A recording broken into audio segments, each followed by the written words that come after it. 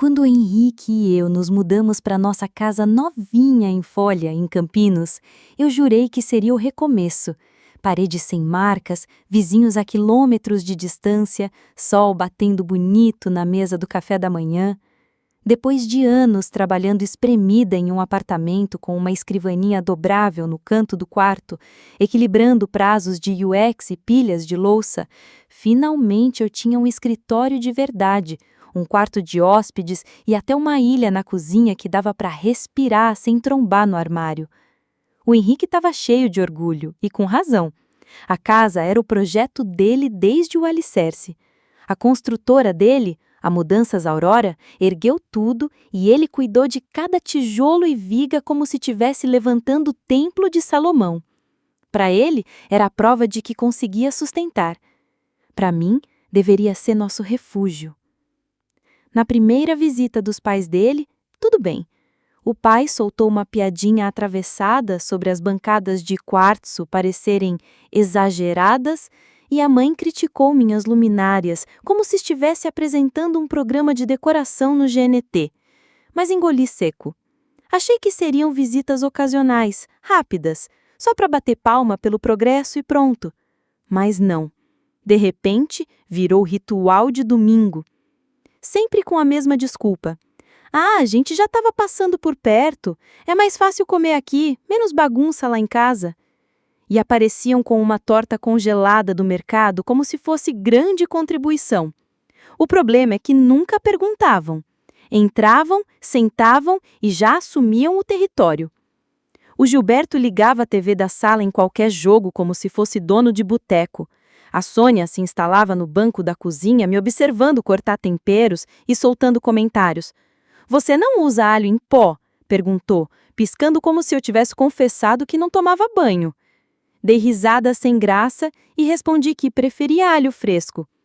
Ela inclinou a cabeça, desconfiada, como se eu tivesse dito que acreditava em terra plana. O Henrique só sorria, beijava a bochecha da mãe e dizia: "Tá linda, mãe." Enquanto isso, eu cozinhava para 5 em vez de 2. Limpava a bagunça e ainda tentava ficar acordada para as reuniões da segunda-feira. O quarto de hóspedes, que eu sonhava usar para minhas aulas de yoga, foi virando o quartinho do cochilo oficial. "Seu sofá machuca as costas do Gilberto", explicou a Sônia, depois do terceiro ronco dominical. "A cama de hóspedes é muito melhor para a postura dele." Eu só respirei fundo. Ia dizer o quê? "Parem de visitar o filho de vocês." Soaria mesquinho. Mas dentro de mim crescia um incômodo surdo. Já até identificava o som dos pneus deles na garagem antes de tocarem a campainha. Uma noite, depois que foram embora, sugeri ao Henrique: "Que tal no próximo fim de semana, só a gente? Um domingo tranquilo." Ele levantou os olhos do celular, meio perdido. "Ué, como assim?" "É que tá sendo sem pausa nenhuma.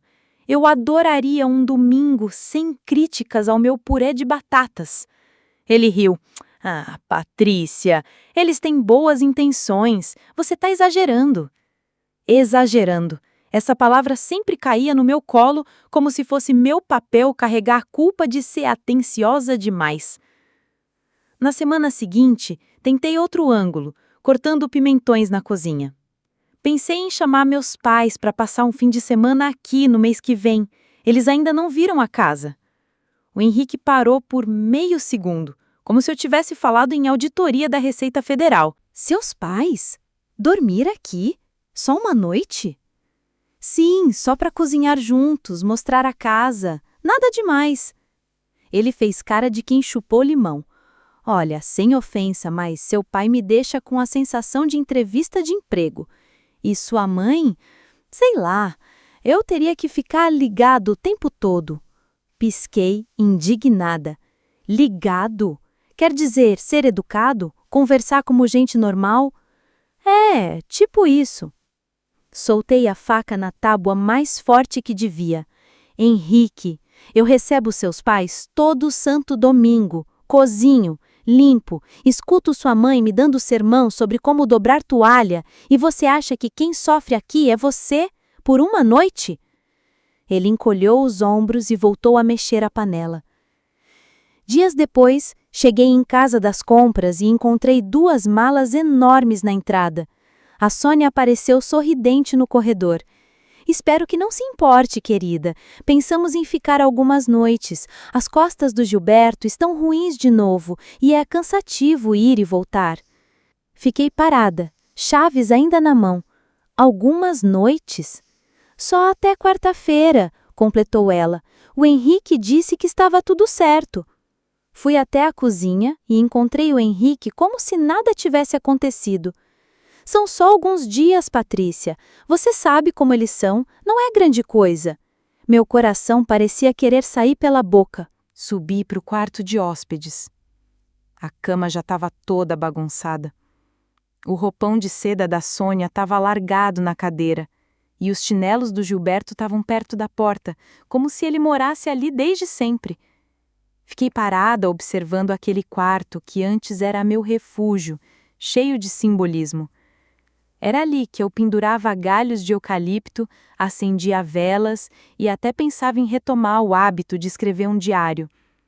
Agora o cheiro era outro, loção pós-barba barata misturada com creme mentolado. No jantar daquela noite, Sônia soltou: "Você se incomoda de trocar o sabão em pó?" E o Gilberto emendou logo em seguida: "O de lavanda que você usa faz minha pele coçar. Ah, e a pressão da água do chuveiro do andar de cima tá forte demais. Tem como arrumar?" Dei um sorriso amarelo e respondi: "Claro, vou adicionar minha listinha de afazeres infinitos." Olhei para o Henrique do outro lado da mesa, que mastigava como se nada tivesse mudado. Naquela noite, fiquei acordada, encarando o ventilador de teto.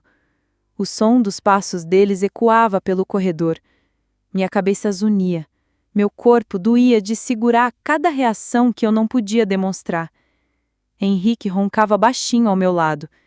E entre a meia-noite e as 2 da manhã, percebi que só tinha 2 opções: continuar encenando a papel da esposa paciente, a anfitriã que aceita tudo, praticamente um tapete de moletom chique, ou então sair de fininho e deixar a casa nas mãos de quem parecia amar tanto estar ali. Peguei o celular do criado mudo e mandei uma mensagem curta, só para uma pessoa.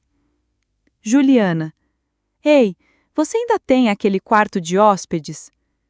A resposta veio na hora. Sempre. Eu ainda não sabia qual era o plano, mas algo tinha virado dentro de mim. Não era raiva, ainda, mas eu já tinha decidido que tinha acabado. E o mais curioso, Henrique não tinha notado nada. Na manhã seguinte, preparei o café dele exatamente como gostava, bem quente, com um pouco de leite de aveia. Coloquei no balcão e não disse uma palavra. Ele nem reparou que eu não tinha feito um para mim. Quando cheguei na cozinha, lá estava a Sônia usando meu roupão. Patrícia, você tem algum chá de camomila que não seja tão floral? Tô com o estômago embrulhado. Abri o armário, peguei e entreguei sem nem forçar um sorriso. Minutos depois, Gilberto entrou arrastando os pés, bocejando alto e ligando a TV no volume 39. Nunca tinha me sentido uma visita dentro da minha própria casa. Agora, até meus movimentos eram mais contidos, como se eu fosse a intrusa. Na terça-noite, Henrique comentou casualmente que eles ficariam até o fim de semana. Vai ser mais fácil, já que já estão aqui, disse como se fosse a coisa mais natural do mundo. Olhei para ele do outro lado da pia do banheiro e pensei: eles estão aqui há 5 dias. Temporário, é? Ele desviou o olhar. Naquela noite, precisei terminar uma apresentação de reformulação de UX no escritório, que agora estava ocupado pelos artesanatos da Sônia e os tacos de golfe extras do Gilberto. Trabalhei sentada de pernas cruzadas na cama, enquanto Sônia dobrava roupas ao meu lado, como se fosse uma assistente doméstica. Em dado momento, Gilberto entrou sem bater, perguntando onde estava o cabo HDMI. Sem levantar os olhos, respondi: "Olha na gaveta do suporte da TV." Quando ele saiu, Sônia virou para mim. Você sempre trabalha até tão tarde? Assenti, cerrando o queixo. É mais tranquilo à noite. Você devia pensar em limites, sabia? Equilíbrio entre vida pessoal e profissional é essencial, disse, afofando uma toalha. Quase ri. No dia seguinte, enquanto Henrique e os pais saíam para um brunch sem nem me convidar, liguei para Juliana. Você parece alguém prestes a tacar fogo em uma almofada, disse ela. Tô quase. Então vem para cá. Não é tão simples.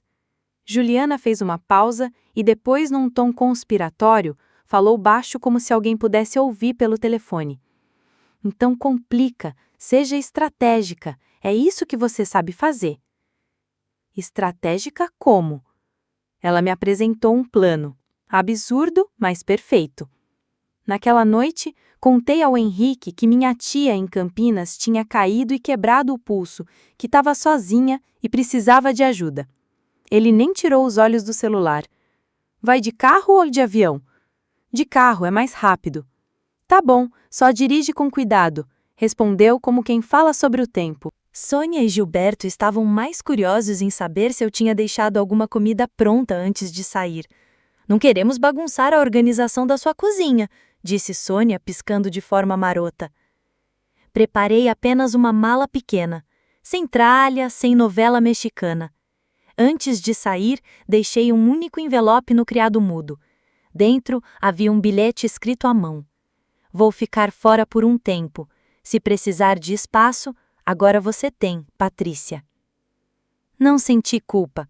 Juliana me recebeu na porta com uma garrafa de vinho e aquele olhar que dizia claramente, até que enfim. O apartamento dela não era enorme, mas era acolhedor e silencioso. Coloquei meu notebook na mesa de visitas, acendi uma vela e respirei fundo pela primeira vez em semanas. Na outra casa, o silêncio deixou Henrique mais perdido do que GPS sem sinal. Ele me ligou logo na manhã seguinte. Deixei cair direto na caixa postal e depois mandei uma mensagem. Perdi o último ônibus para casa, vou ficar mais um dia. E assim foi, mais um dia, depois outro e mais outro. No quinto dia, um caminhão de mudanças estacionou na garagem. Sônia percebeu primeiro pela janela da sala. Ah, devem estar entregando alguma coisa para Patrícia. 2 carregadores desceram e começaram a tirar caixas com o nome Langford e a etiqueta Suíte Principal. Sônia abriu a porta confusa. Com licença, o que é isso? Um dos homens entregou-lhe a prancheta. Mudanças Aurora, senhora. Ordem de serviço para retirar os móveis. O endereço bate certinho. Vocês são os Langford? Gilberto se intrometeu. Sim, somos nós. E lá foram eles trazendo colchão de casal, cômodas, poltrona reclinável, caixas de utensílios de cozinha. Gilberto coçou a cabeça e murmurou. Deve ter algum engano. O carregador apenas apontou para a lista. Tá tudo aqui. Destino, Rua da Colina Prateada, número 912. Sônia ficou sem reação. Só abriu e fechou a boca feito peixe fora d'água. Quando Henrique chegou, o quarto de hóspedes já estava montado, os armários cheios de roupas e até a caixa de correio tinha um adesivo com os nossos nomes, junto ao dos pais dele. Ele entrou, largou as chaves e disparou. Mas que diabos está acontecendo aqui? Sônia parecia animadíssima. Não é ótimo? A Patrícia disse que a gente poderia ficar aqui enquanto ela estivesse fora. Gilberto completou. Já que você está por conta própria, achamos melhor. Ela até providenciou a mudança. Bem atenciosa, né? Henrique encontrou o envelope no criado mudo, o mesmo que eu havia deixado. Abriu de novo como se o texto fosse mudar sozinho. Não mudou, claro. Tentou me ligar outra vez. Sem resposta. Mandou mensagem. Patrícia, vamos lá. Precisamos conversar. Respondi só 3 horas depois. Não posso falar agora. Você está ocupado com a recepção. Espero que esteja tudo bem. Enquanto isso, na casa da Juliana, eu preparava o jantar tranquila, assistia a um filme jogada no sofá. E pela primeira vez, dormia até às 9, sem ser acordada pela descarga do banheiro no fim do corredor. Na primeira semana sem mim, Henrique tentou bancar o forte. Mandou mensagem. Tô conseguindo segurar as pontas, você vai ver. 2 dias depois, enviou uma foto de uma lasanha mal passada com a legenda: Chefe Henrique em ação. Na segunda semana, o tom mudou. Você sabe onde estão os sacos do aspirador? A máquina de lavar tá com um cheiro estranho. Isso é normal? Onde tá a receita de frango assado da sua mãe? Não respondi. Juliana olhou minhas mensagens e comentou, rindo: É sempre assim. Começa com tranquilo, tá de boa, e em 2 palitos vira socorro, estou me afogando. Enquanto isso, Sônia me ligava, dia sim, dia não. Até que atendi uma vez. Patrícia, querida, você pretende voltar em breve? Por quê? A casa inteira é de vocês. É que o Gilberto e eu achávamos que isso era temporário. Eu também. Ela fez uma pausa dramática. O Henrique parece estressado, sente sua falta. Não respondi. O que eu não disse foi que, finalmente, ele estava experimentando o mesmo caos que eu aguentei por meses. Barulho, demanda sem fim, zero privacidade e perguntas intermináveis. Uns 3 dias depois, outra mensagem. Me desculpe, tá difícil. Eu não fazia ideia de quanto você estava carregando nas costas. Mas logo em seguida veio a frase que deixou tudo claro. Mesmo assim, eles são meus pais, eu não posso colocá-los para fora. Aquilo bastou.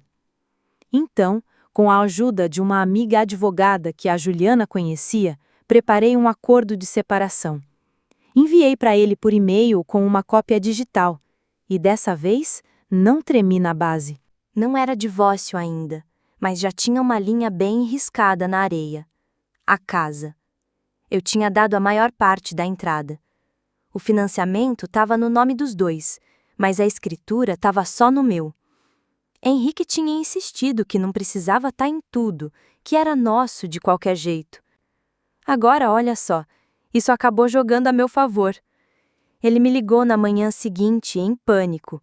Patrícia, o que é isso? Uma barreira escrita no contrato? Eu respirei fundo. Você sabe muito bem, não é só alguns finais de semana. Nunca foi.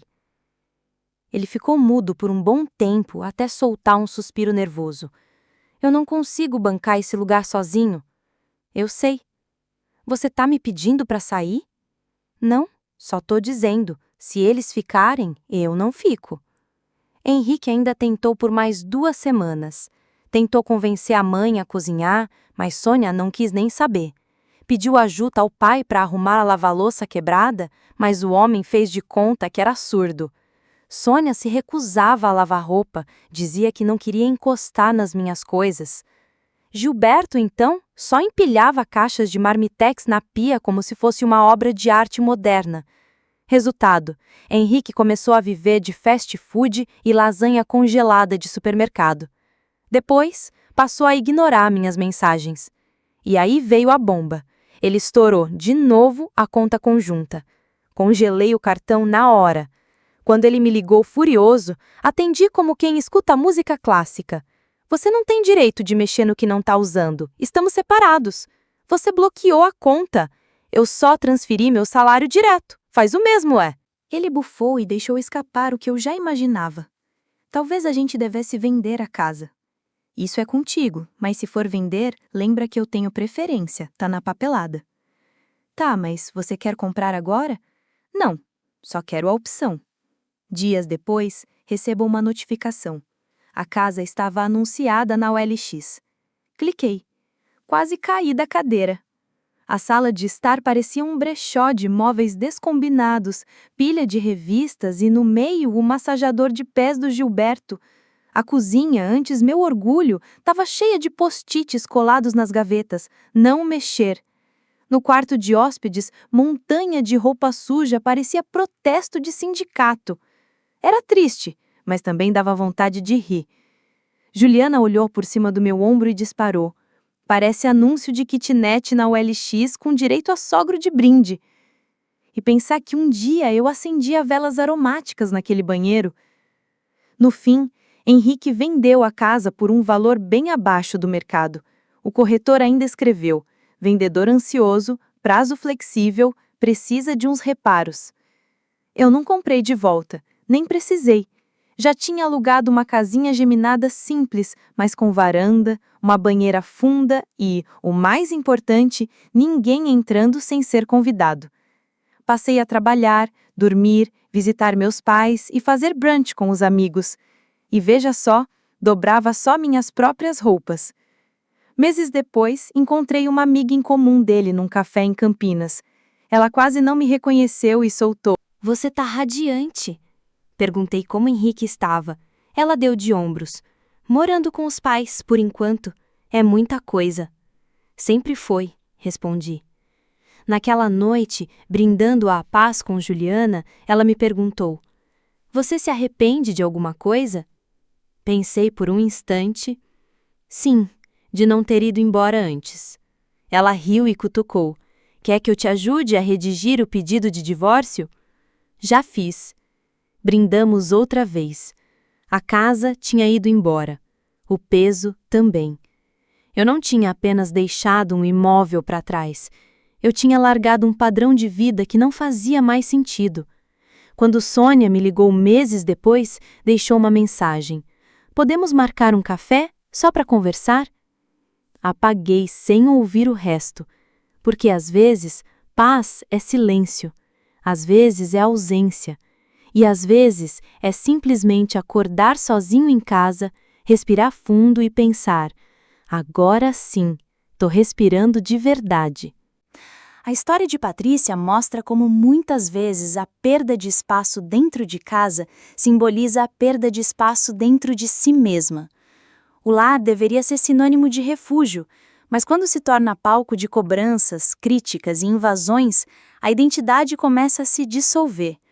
O mais impactante é ver como o silêncio e a complacência de Henrique pesaram tanto quanto as atitudes de seus pais. Porque o problema não era apenas a presença deles, mas a ausência dele em assumir limites claros. A decisão de Patrícia de se afastar foi, na verdade, um resgate de si mesma. A vida, afinal, é feita de escolhas. Aceitar a sobrecarga como normal ou enxergar que a paz está em dizer basta. E muitas vezes a coragem de sair não significa desistência, mas sim sobrevivência. A principal lição é que estabelecer limites é essencial, até dentro das relações mais íntimas. A história reforça que amor e respeito andam juntos e que se um não enxerga o esforço do outro, a balança se desequilibra. Patrícia tentou, engoliu críticas, fez concessões, mas percebeu que viver em constante anulação não é vida. O que parece um gesto radical, sair da própria casa, foi na verdade a forma de recuperar dignidade e liberdade. É preciso lembrar que relações saudáveis são construídas na base do equilíbrio. Não se trata de escolher entre família e casamento, mas de respeitar o espaço de cada um. Quando isso falha, surge a oportunidade de escolher a si mesmo, e esse passo nunca deve ser visto como egoísmo, mas sim como amor próprio. Agora me diz. Você acha que Patrícia deveria ter esperado mais ou fez certo em agir como agiu? Você teria coragem de sair da sua própria casa como a Patrícia fez ou tentaria enfrentar a situação de outro jeito? Escreve aqui nos comentários, eu quero muito saber. E não esquece, deixa também o seu comentário com uma classificação de 1 a 10 para mostrar o quanto você gostou, porque assim eu consigo trazer mais vídeos que sejam interessantes para você. E você curtiu essa história cheia de drama, reviravoltas de aprendizados? Deixe o like, se inscreva no canal e compartilhe. Quem sabe alguém precise desse lembrete de que paz não tem preço.